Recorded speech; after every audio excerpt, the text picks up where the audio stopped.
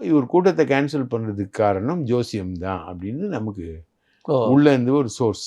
விஜயும் ஜோசி அடிமை ஆயிட்டார். பேசிக்கலி அவர் வந்து கிறிஸ்டியனு.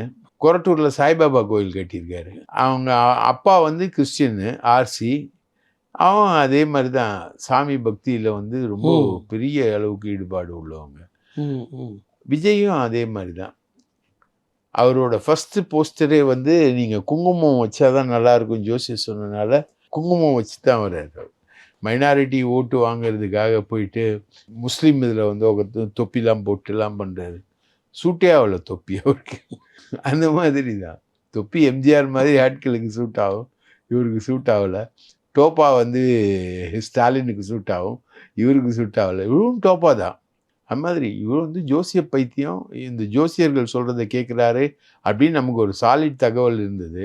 ரெண்டாவது நம்ம மாநகராட்சி கமிஷனரு உட்பட தேர்தல் அதிகாரி, அவங்க தானே தேர்தல் அதிகாரி, அவங்கெல்லாம் வந்து இவருக்கு இப்போ எந்த தடையும் இல்லை. இவருடைய பிரச்சாரம் வந்து ஒரு 5 இடங்களில் போகுது அப்படின்னாங்க, அலோவ் பண்ணிட்டாங்க.